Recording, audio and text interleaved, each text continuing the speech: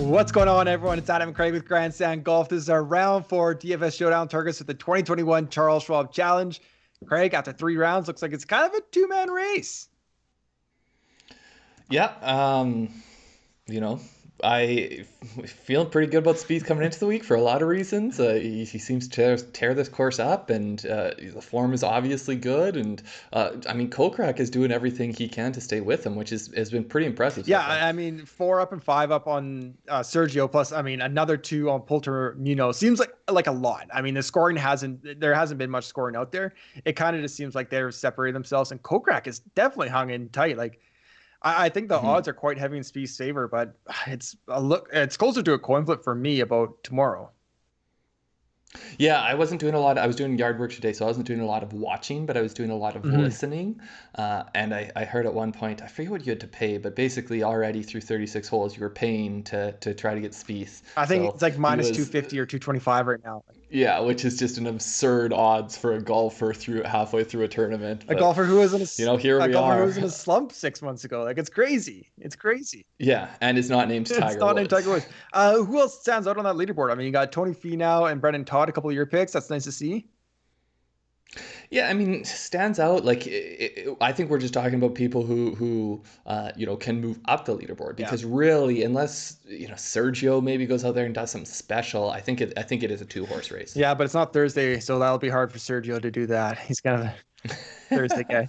Yeah, but Finau, we have a pretty good one and done battle going. Kevin picked Sergio. Oh yeah. I have Brian Harman, who's tied for 9th at -6, and Hoffman went the wrong way for you today. I think he fell back to 5. I completely forgot about it. I think he might be at that group at 5.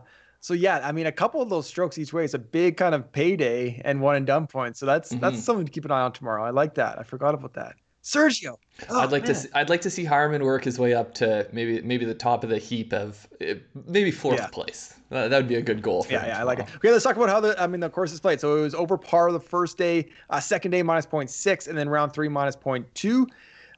We'll talk about wind here in a second, but a couple kind of stats with the leaders. The 4th time Spieth has had the 54-hole lead this season. That's kind of incredible, thinking that he's only played good the second half of the season.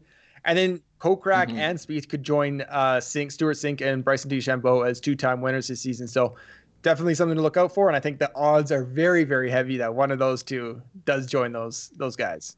Yeah, and I mean, so say Spieth does win this. At the start of the season, if you were to tell me that Spieth, Sink, and Bryson all had 2 wins at this point, I'd be like, what kind of I don't even know which would be the more unbelievable, Spieth or Sink at that point. Spieth? I understand Sink, but Spieth? Come on.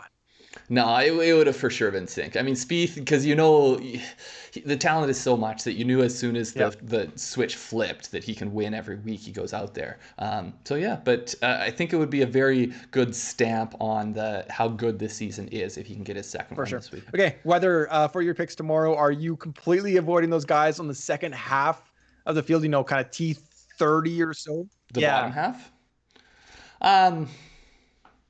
I think I might, but you can make a good argument to play them. Like, I'm not terribly worried about that wind. I just, the thing is, I think there's such a condensed group, at 6, 7. So if you have someone at 4, 3 under that goes out there and does something special and then can pass so many guys, I think that's really where you're going to kind of be looking for the money makers. Yeah, I kind of wanted to, but I found a pick I liked quite a bit. I think at a 950 tee time. So I'm going to roll with that and think, it's not that much big difference in win, maybe a couple gusts, but I'm not too worried about it. And a couple gusts for the first couple holes. Few holes. Yeah. As always on Sundays, we like to look at the leaders and their salaries going in. So Jordan Spieth, 10,800, Kokrak, 9,700. What do you think of these kind of top 5 guys here? Well, I mean, I got one question for you. If you're putting in one ticket tomorrow, one lineup, are you putting in Jordan Spieth? I mean, I'll tell you straight up. I built my picks. My 3 picks coming up are with a lineup with Spieth and Kokrak. I think they are playing by far the best. They're well ahead. I'm just going to put those 2 guys in and try to get weird or different in my 4 other picks. Usually I don't advocate for that at all. That is not what I usually do for Sunday. But this one, it just seems like it's a tough course. I mean, around par for scoring. These guys are 4 up on the next closest, so they're going to get those finishing points even if they fall off. I'm just going to plug in Spieth and Kokrak if I'm doing one lineup, and then. Yeah, I mean that's a bold play. I definitely think. I think there's a good argument for it. I'm going to plug in Spieth. I think I will only do one lineup just because life gets in the way from making a bunch of lineups for a showdown. But I think it's going to have Spieth in it, and I think he's going to be like 98% owned, maybe not quite, but his ownership will be absurd. But it's going to be one where I'm essentially going to say, yep, let's go 5 versus 5 on who else we have in our Spieth could be 60%, Kokrak could be 40%, but there are more pivots around Kokrak for sure. Poulter is one to watch out there. The 75 definitely jumps out, and. So that's where I'm going to avoid the chalk. I'm like Poulter will be very chalky at 75, and so that's one I will avoid. I got a couple guys here that I'm gonna bring up as picks that probably will have a little bit of chalk, but I'll make a good argument. Okay, let's talk about some picks. Let's do it. Okay, my first one. Like I said, I'm going to plug in those 2 guys up top, and I'm going to get weird a little bit else. I'm going back to Kevin Na, 7,700 on DraftKings. If you're wondering why I'm saying back, we didn't have a show yesterday. It was delayed because of weather. It would have been way too late to release it. So we did a little chat on our Discord, and I picked Kevin Na as kind of my sleeper. It went okay. He started out very poorly, but then finished with 4 birdies in a row. So kind of where is he at this point? He went 73, 65, 71, 1 under, T46. So he is that guy with the 940 tee time. I'm okay with it. 12 birdies, 2 bogeys, 2 doubles. What has he done? Like, this is unbelievable. He's great around the green. 3rd, plus 4.4. 9th on approach, plus 4.3. Those are cumulative for the entire tournament. He's losing strokes putting, minus 2.3. That's not good. That's not what we want to see from Kevin Na at all. And I hope for that, or I want to see that bounce back. And then minus 5.34 off the tee. He's 75th there. He cannot, I mean, he's never going to push it out there, but he can't even find a fairway. It's unbelievable. When you look at his doubles and you look at his bogeys, it's all leading from the rough. And if it's not rough to fairway or rough to green, it's rough to rough, and that's leading to the doubles. So basically, I am saying at 7,700, if he can hit fairways, he can go very low. Through 3 rounds, he's at 42% fairways hit. He's 67% on the season. So it's not like it's out of the norm for him to come back. He should hit way more fairways. So I'm, again, going to risk it and go with Kevin Na finds more fairways. And then with his approach play, can go very low and kind of catch up to these guys and, backdoor top 20 type deal. Yeah, I mean, I think if you're going Spieth Kokrak, then I think you need to be looking for abnormal plays. And so if you look at, I actually don't have it here, but if you look at the people around him, it does not jump out at you. So his ownership will be very low, and that's essentially exactly what you need. The other thing, I don't know if you mentioned it there, he's got a great course history. Yes. He has success at this course. We know Kevin Na is someone who can get the putter hot and rolling, bent grass greens, a good history on these greens. It's just, I see the argument. It's just, I would say it's sort of like a dart throw. It is. But that's ultimately what Showdown is you're taking your chances on guys having that round that you're like, man, that definitely, I made some money on that Sunday to make it a better week than it otherwise would have been. And I don't mean us saying that, a better Showdown week. I mean like them saying that with the paycheck that they cash. Got it. My first one here. So this is one that I don't know. So Patton Kizzire, 8,900.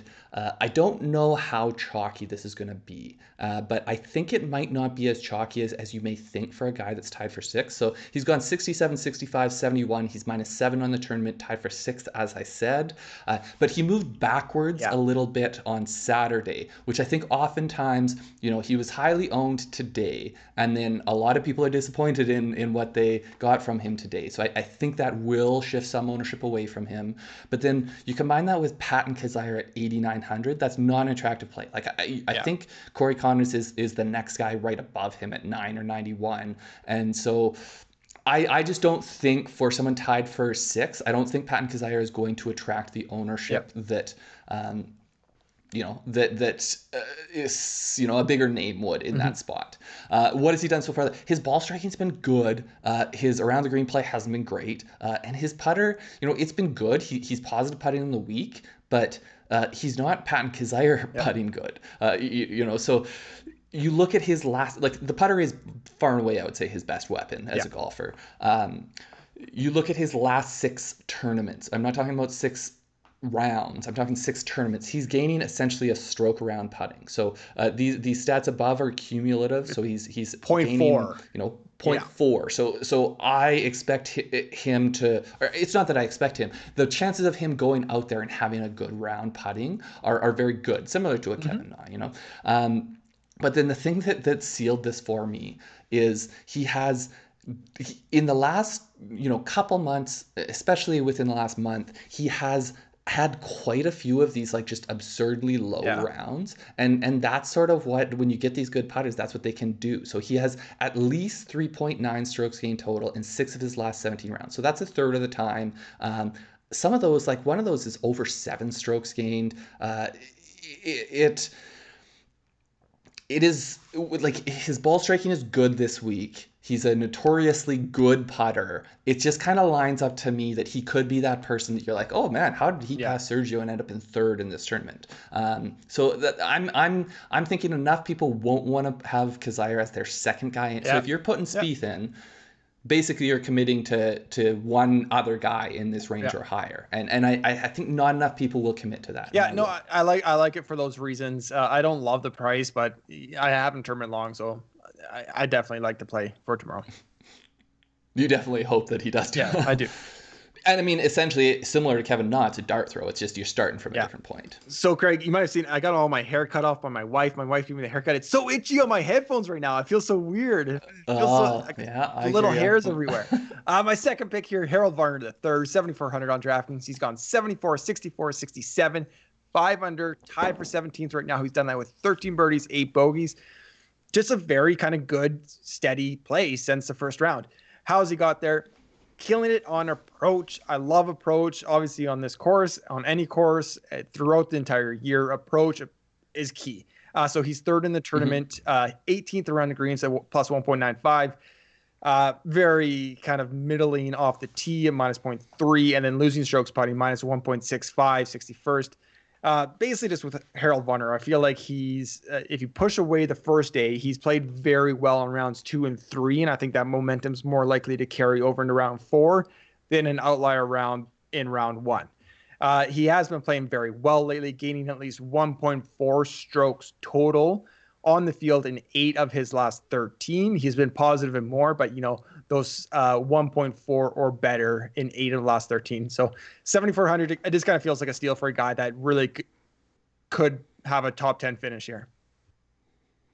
Yeah, and I think that mid-7 range is going to be potentially the most interesting and likely be the swing of where, you know, ultimately who ends up winning the showdown tomorrow, because there's a lot of players there, you know, like we had mentioned, Poulter's in that range. He is at 8 under, so it's going to be pick and choose. I think HV3 is as good as anyone to kind of take a shot with.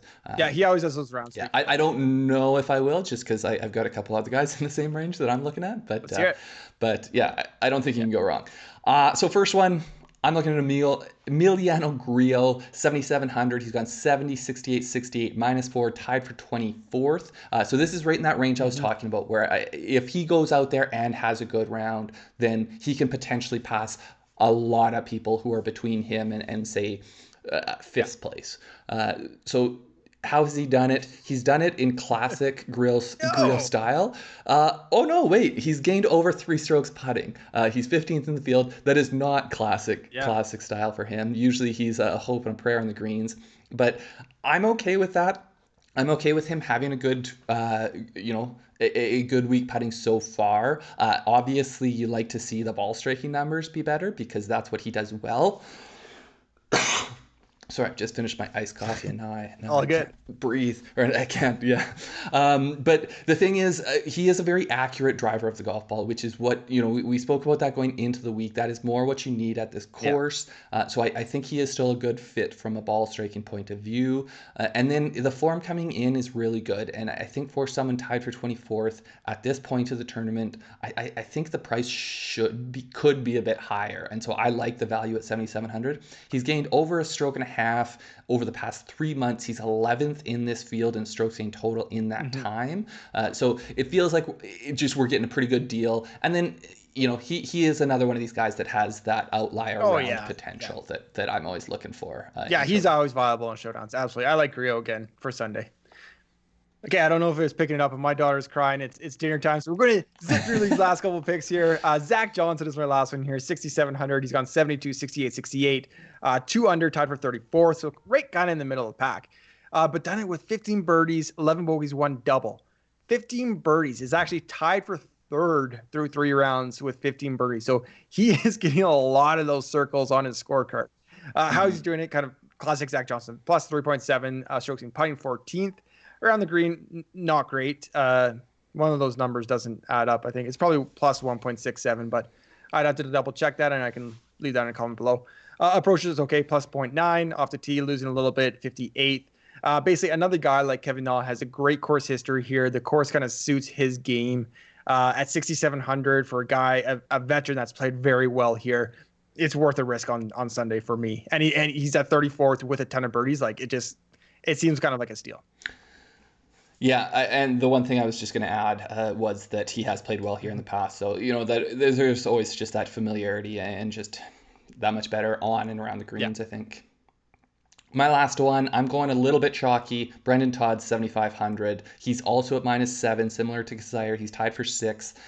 The thing is, he's really moved after the first round. So he was 2 over, went 64 on Friday, 67 today, 12 birdies, 5 bogeys. He's done a lot of heavy lifting with his putter, but his ball striking has been good as well. So I like, going back to he was one of my sleepers, I think, coming into the week. But going back to that, I think he's a perfect fit for the course. He's accurate. He's not long. That's what you need here. And then you combine that with a hot putter. Sometimes if a guy has 5.5 strokes gained, I don't really want to touch them. Like if it's, Grillo maybe with 3 strokes, you're like, there's no way that's going to keep up. But Brendon Todd, he makes his money with his putter. So him having a hot putter is like, okay, so he's feeling it this week. So he's 3rd in strokes in putting on the season at 0.92. So I don't really have any concern that yes, do I expect him to go out there and average 2 strokes putting? No, but it's a very real possibility. So I like Brendon Todd. Obviously, if I'm doing Todd and Spieth, then you need to get different in other places, and so that's what I'll look. Can you zip back to Zach Johnson for a quick sec here, Craig? So his approach is 64th. It is the minus 1.67 number, and the around the green is 27th, but it's positive 0.91. So there's the clarification there. Yeah, gotcha. All right. That's our round 4 showdown picks. Please hit that thumbs up and subscribe to the channel. Craig, let's look at the leaderboard one more time. Winner predictions, winning score. What you got? I'm going to go with Jordan Spieth in a nice clean 20 under par. I got to go different. I'll go Kokrak. He only needs to go to 19. Jason Kokrak at -19. There you go. Like it. Let us know below who you like and a score, and we will see you guys next time. Take care.